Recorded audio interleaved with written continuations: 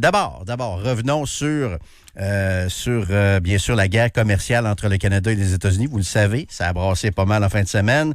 Le dernier développement, c'est que ce matin, le président Donald Trump a annoncé des nouveaux tarifs sur les voitures produites au Canada qui seront taxés à 50 % à partir du 1er janvier 2027, donc 1er janvier prochain, selon Donald Trump, si évidemment il n'y a pas d'entente. Puis encore ce matin, le président Trump a dit que le Canada ne serait plus traité comme un État américain sans en être un.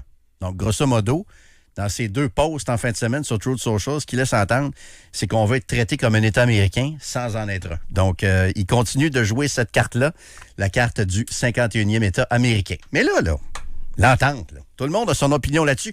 Qui n'a pas son opinion sur l'entente qui a foiré entre le Canada et les États-Unis? OK, on a tous notre opinion. Moi, j'ai mon opinion. Buzu a son opinion. Pierre Blais a son opinion. Les auditeurs ont leur opinion. Les oppositions, qui c'est qui l'a vu, l'entente?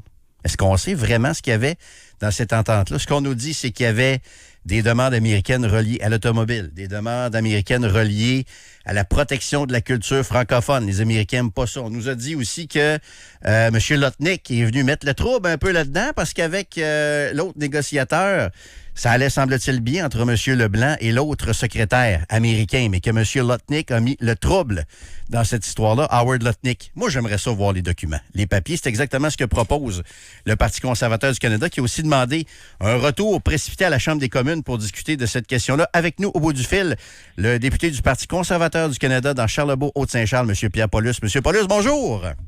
Oui, bonjour vous autres. Bon, M. Paulus, d'abord, parlez-nous de ça. Là, je le disais, là, on a tous notre opinion, mais on ne l'a pas vu l'entente. Avez-vous eu des... Parce que vous avez demandé ça dans les dernières heures. Est-ce que ça a-tu avancé? Pensez-vous que les libéraux vont répondre à votre demande de rendre publics les documents?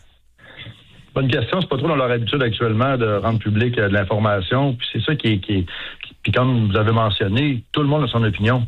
Mais à un moment donné, là, quand il y a des décisions hyper importantes à prendre, quand il y a des enjeux commerciaux de plusieurs milliards de dollars à prendre, on est en droit de savoir. Et nous, comme opposition officielle, c'est pour ça que ce matin, M. Poiliev, hier soir finalement, a envoyé une lettre à M. Carney. Très polie. Une lettre claire de 2 pages qui dit, écoutez bien là, premièrement, c'est dans l'intérêt national du pays. On a 3 questions fondamentales qui sont urgentes.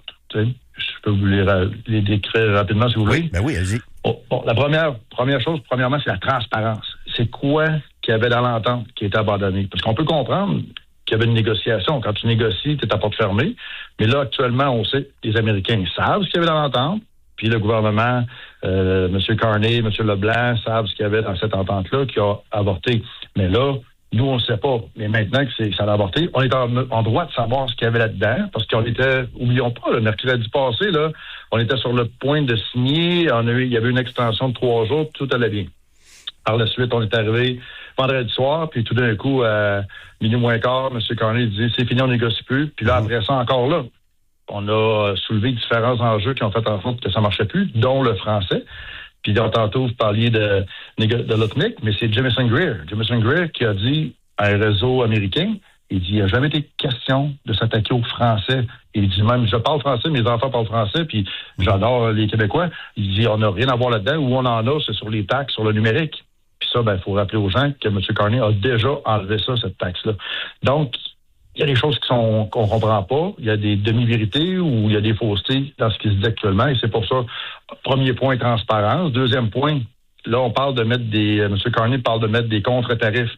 Ça veut dire quoi, ça, dans la vraie vie? Parce que les gens aussi se mélangent avec ça, là. Qui paye le tarif? Ben, c'est nous autres. Le contre-tarif, c'est nous autres qui va le payer, le consommateur. Ben, c'est ça. Donc, un exemple, on achète quelque chose aux États-Unis qui est taxé par un contre-tarif. Ben, c'est nous autres qui le payent, les entreprises ou les consommateurs.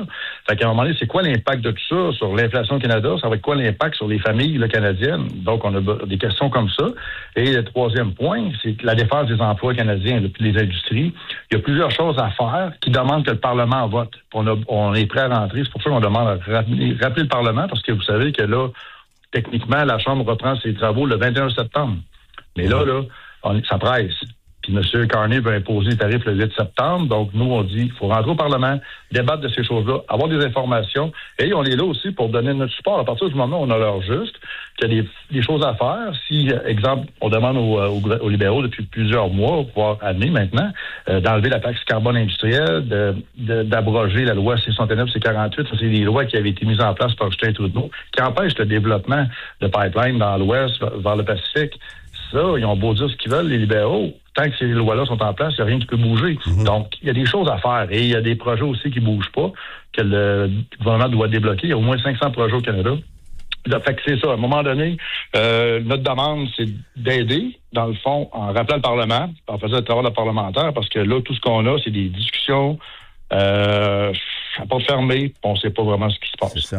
Qu'est-ce que vous pensez de la décision de M. Carney de rapatrier M. Leblanc à Ottawa vendredi soir, c'est-à-dire de quitter la table des négociations? Là. C'est ce qui s'est passé. C'est vraiment le Canada qui a pris cette décision-là. Je pose la question parce que là, on s'enligne dans une espèce d'escalade. Là. M. Trump qui menace des tarifs de 50 % pour les véhicules faits au Canada à partir du 1er janvier.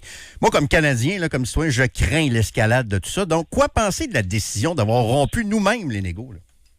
Ben, c'est ça qui est une des grandes questions fondamentales, parce que mercredi passé, tout allait bien, puis tout d'un coup, vendredi soir, tout a craché. Puis à part, bon, il y a le français, mais il y a d'autres choses, mais ces éléments-là, on nous les dit sur le bout des lèvres.